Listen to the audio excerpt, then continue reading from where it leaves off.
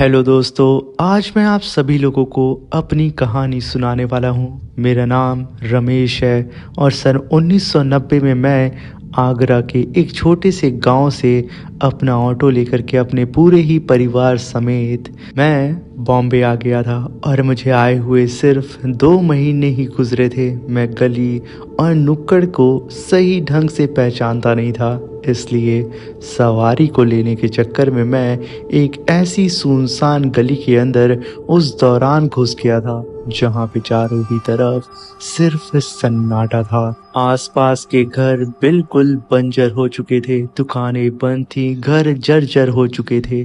मैं घबराते हुए अपने ऑटो रिक्शा को कड़ी दोपहर में आगे की तरफ बढ़ाने लगा। मुझे लगा हो सकता है कि लोग इस वक्त सो रहे होंगे, शहरों में तो अक्सर ऐसा ही होता है। मगर तभी वहां का माहौल बदल गया। तेज हवाएं चलने लगी और मेरा ऑटो रिक्शा हिलने लगा। जहां पे कड़ी दोपहर थी वहां पे शाम हो गई। और जब मैं अपने बैक मिरर में पीछे देखने लगा तो मैंने देखा कि दीवारों पे कुछ परछाइयां मेरे पीछे पीछे आ रही हैं। और तभी अंधेरा हो गया। मैं एकदम डर चुका था कि आखिर ये क्या हो रहा है। और जब मैंने अपने पीछे से मेरा नाम किसी को पुकारते हुए सुना, रमेश, तब मैंने डरते हुए पीछे देखा। अपने बैक मिरर में एक परछाई मेरा पीछा कर रही थी। और तभी मैं डरते हुए अपने भगवान का नाम जपते हुए जय श्री राम कहते हुए अपने ऑटो के एक्सीलेटर को कस के और तेज कर दिया। मगर तभी मुझे महसूस हुआ कि मेरा ऑटो एक ही जगह पे फंस चुका है। और तभी मेरे बाएं हाथ पे एक घर था, उसकी खिड़कियां चरचराते हुए खोली और उसके अंदर से एक अधेड़ उम्र औरत खिड़की की तरफ देखते हुए नीचे गिर गई और नंगे पांव उल्टे पैर मेरी तरफ बढ़ते हुए कहने लगी, रमेश, पास आओ। वहीं पे मेरे ऑटो को ऐसा लग रहा था कि कुछ चीजें उसे पकड़ के खींच रही हूँ, जैसे कि ये सारे ही बंजर घर मेरे ऑटो को अपने अंदर समेटने की कोशिश कर रहे थे।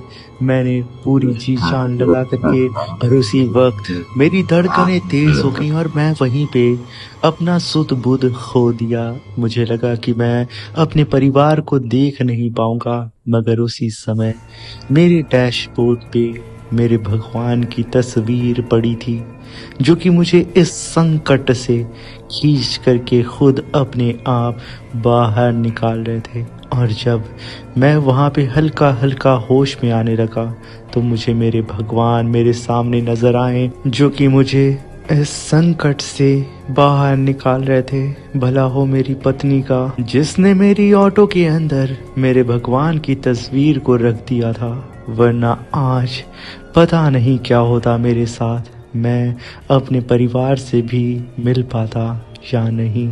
ये कहते कहते वहां पे सुबह हो चुकी थी। रमेश खुश होते हुए अपने ऑटो की रफ्तार बहुत तेजी से बढ़ाते हुए अपने परिवार के पास आता है। और जैसे ही उसका पूरा ही परिवार उसे देखता है, वो सब के सब तुरंत अपने पिताजी से लिपट जाते हैं।